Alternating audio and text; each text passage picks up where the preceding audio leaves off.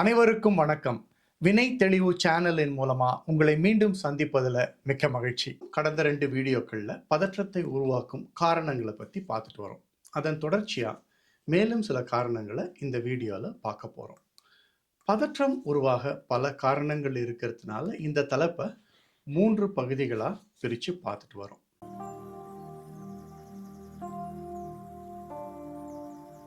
இந்த வீடியோக்குள்ளே போகிறதுக்கு முன்னாடி ஒரு சிறு அறிவிப்பு. நான் இதுவரை 2 புத்தகங்கள் எழுதியிருக்கேன். ஒன்று பதற்றம் காரணிகளும் தீர்வுகளும். 2வது புத்தகம் மதுவை கட்டுப்படுத்த எளிய வழி.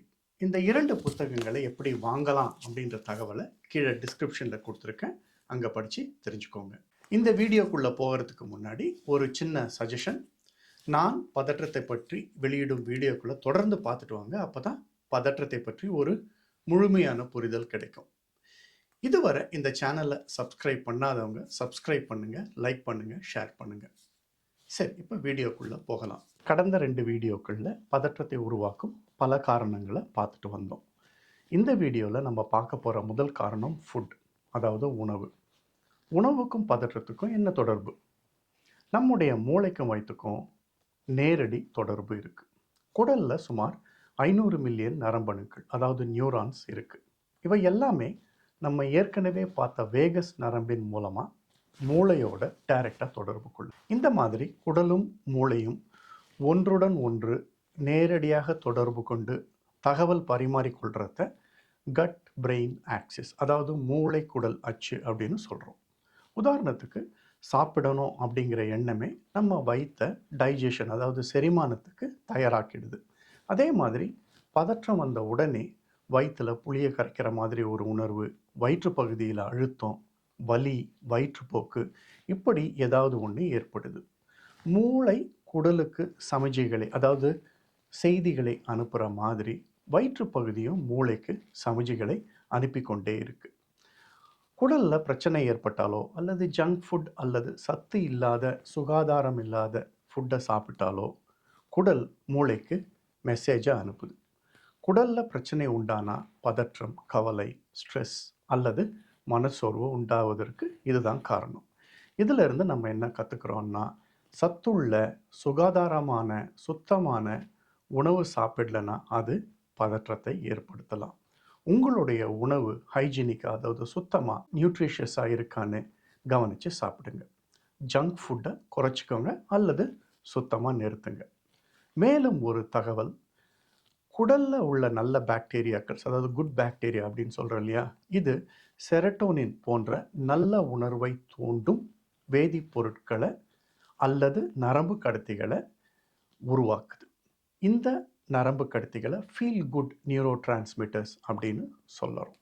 பதற்றம் உருவாக அடுத்த காரணம் ஓய்வில்லாமல் உழைக்கிறது. இதுவும் ஒரு வகையான டைவர்ஷன் தான்.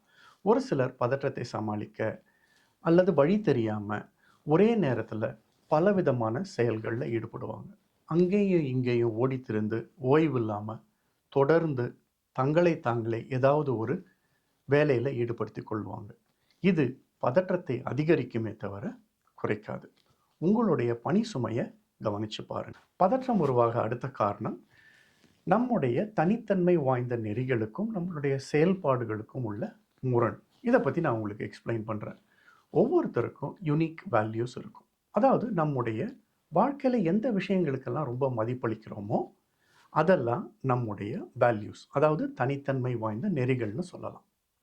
உதாரணத்துக்கு நம்பகத்தன்மை, ரொம்ப கைண்டாக இருக்கிறது, நேர்மையாக இருக்கிறது, அன்பாக இருக்கிறது, ரொம்ப ரெஸ்பான்சிபிளாக இருக்கிறது, உண்மையாக இருக்கிறது, இதெல்லாம் ஒரு தனி மனிதனுடைய யூனிக் வேல்யூஸ்னு சொல்லலாம்.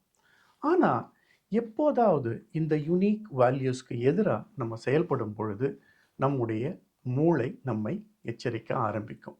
உதாரணத்துக்கு உங்களுடைய வேல்யூஸ் மற்றவங்க கிட்ட மரியாதையாக நடந்துக்கிறதுன்னு வச்சுக்குவோம்.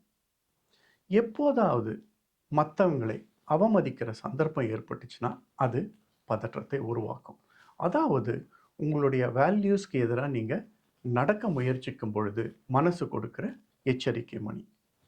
திருடுவது, எக்ஸாமில் காப்பி அடிக்கிறது, லஞ்சம் வாங்குவது, நிறைய பொய் பேசுறது போன்ற செயல்களால் பதற்றம் உருவாகலாம். பதற்றம் உருவாக நம்ம பார்க்க போகிற கடைசி காரணம் மைக்ரோ டேஞ்சர்ஸ், அதாவது மீச்சிறு அபாயங்கள். மைக்ரோ டேஞ்சர்ஸ்க்கும் பதற்றத்துக்கும் என்ன தொடர்பு? ஒரு காலத்தில் இயற்கையோடையும் விலங்குகளோடையும் மனுஷன் வாழ்ந்தப்போ சந்தித்த சவால்கள் இப்போ இல்லை. ஆனால் இப்போ இந்த அபாயங்கள் வேற மாதிரி உருமாறிடுச்சு. இப்போ இருக்கிற காலகட்டத்தில் ஒரு இடத்துல இருந்து இன்னொரு இடத்துக்கு பயணிக்கிறது பல அபாயங்கள் நிறைந்ததாக இருக்குது. போக்குவரத்து நெரிசலில் வேலைக்கு போகிறத உதாரணமாக எடுத்துக்குவோம். காலையில் நேரத்தில் கிளம்பினாலும் போக்குவரத்து நெரிசல் காரணமாக சரியான நேரத்துக்கு ஆஃபீஸ்க்கு போக முடியுமா? இல்லைன்னா லேட்டாக போனால் என்ன காரணத்தை சொல்கிறது? இப்படி டெய்லி லேட்டாக போனால் பிரச்சனை ஆயிருமே. சரி, வீடு திரும்பும்போது பத்திரமா வீடு வந்து சேருவோமா?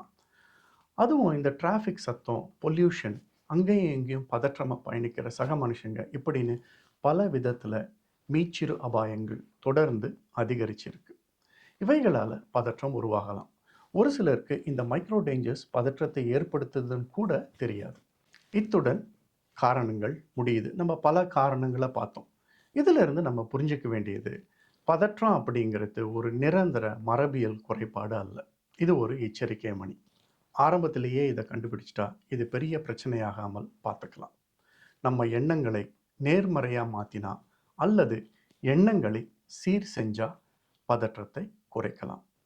மற்றவர்களுடைய பதற்றத்தை நம்மளால் கட்டுப்படுத்த முடியாது. நம்ம வாழ்க்கையில் நல்லா இருக்கணும்னா பதற்றத்தை சரியான முறையில் கையாள தெரியணும். நம்முடைய எண்ணங்களை சீரமைக்க கற்றுக்கணும். இதை பற்றி அடுத்து வரும் வீடியோக்களில் பார்ப்போம். நன்றி, வணக்கம்.